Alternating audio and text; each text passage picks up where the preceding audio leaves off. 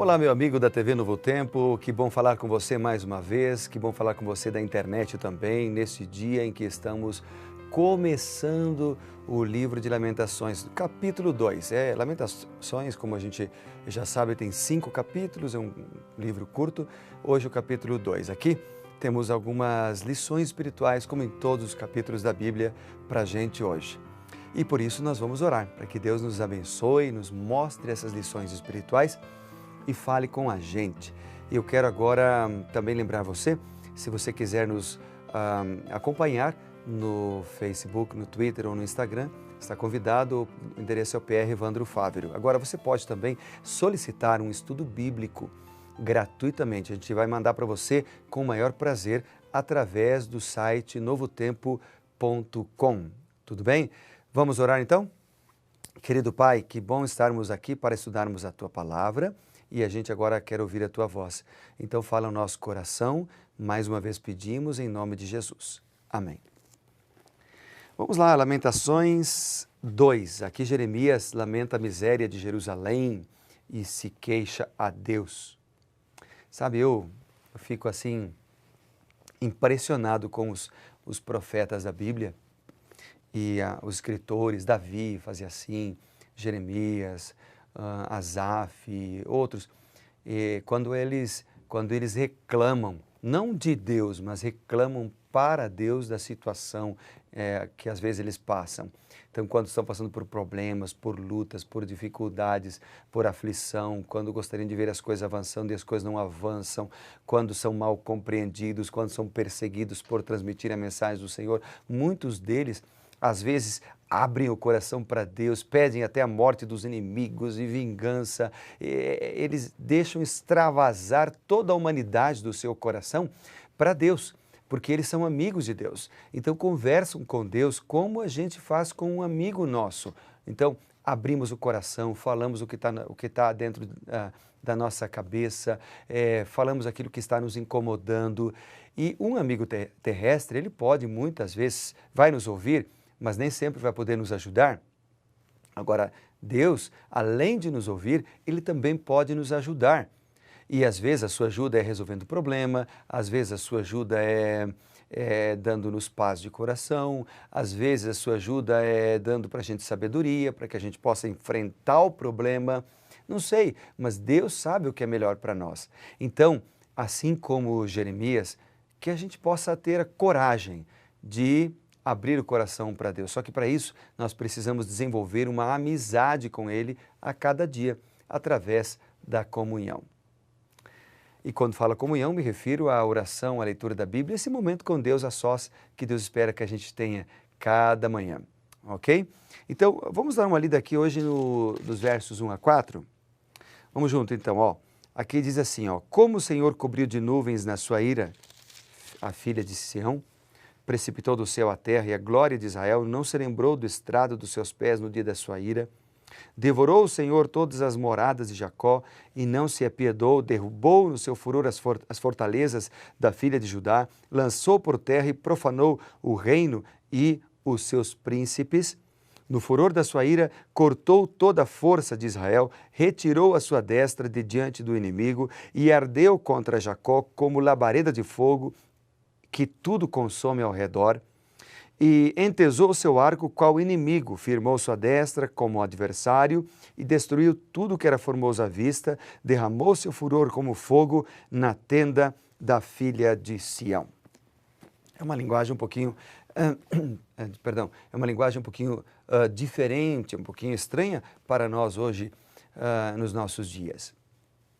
Mas ampliando o pensamento de Lamentações, o profeta, nesses versículos, atribui a Deus toda a aflição de Judá.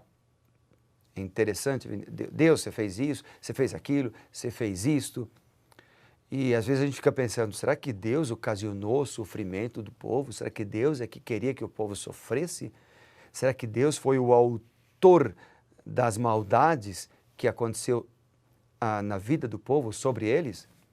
Na verdade, na Bíblia, não só em Jeremias, mas de maneira geral, a Bíblia frequentemente afirma, que o Senhor faz, ou seja, Ele é o autor daquilo que Ele não impede que aconteça.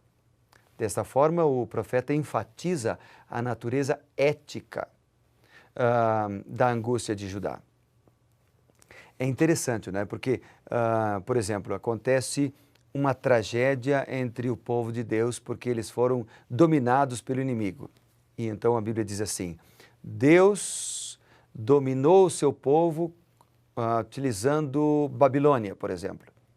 Mas, na verdade, o povo foi dominado porque eles escolheram pecar, eles escolheram transgredir, eles escolheram afastar-se de Deus.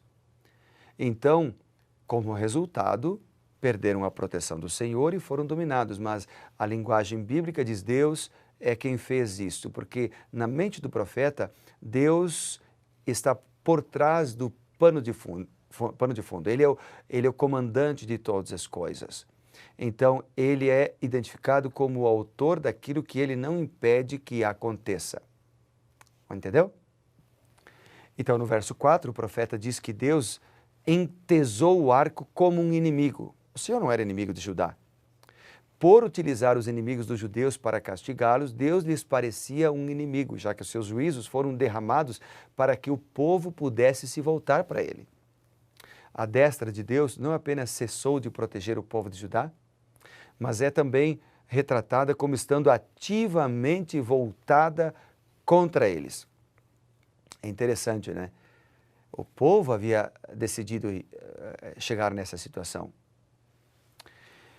E o verso 6, vamos ler aqui, o verso 6, Lamentações 2:6 diz: Demoliu com violência o seu tabernáculo como se fosse uma horta, destruiu o lugar da sua congregação, o Senhor, em Sião, pôs em esquecimento as festas e o sábado, e na sua indignação, na indignação da sua ira, rejeitou com desprezo o rei e o sacerdote.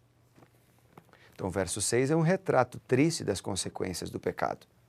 Os juízos de Deus sobre Judá, a destruição do templo e a deportação da população resultaram na interrupção da observância do sábado e dos serviços religiosos nos dias de festa no templo.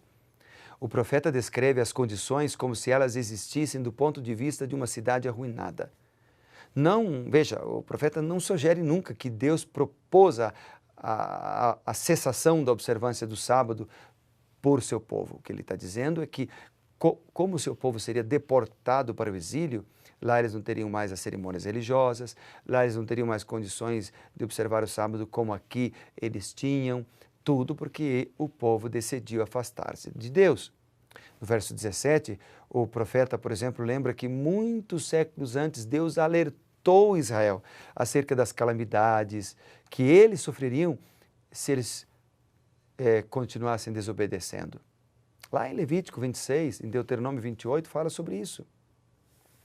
Por exemplo, aqui o verso 17, então vamos ler o verso, diz: Fez o Senhor o que intentou, cumpriu a ameaça que pronunciou desde os dias da antiguidade. Ele derrubou e não se apiedou, fez o que o inimigo se alegrasse por tua causa e exaltou o poder dos teus adversários.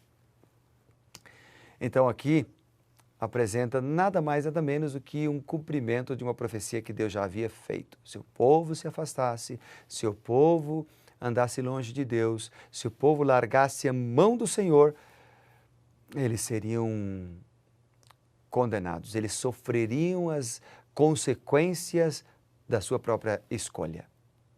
Uma longa sucessão de profetas repetiu esses mesmos avisos e advertências, até que se cumpriu. Só que, nesse capítulo de Lamentações 2, nós encontramos também esperança. Veja o verso 19, por exemplo. O verso 19 diz assim: Levanta-te, clama de noite, no princípio das vigílias, derrama como água ao coração perante o Senhor. Levanta ele as mãos pela vida dos teus filhinhos que desfalecem de fome à entrada das tuas ruas. Clama ao Senhor.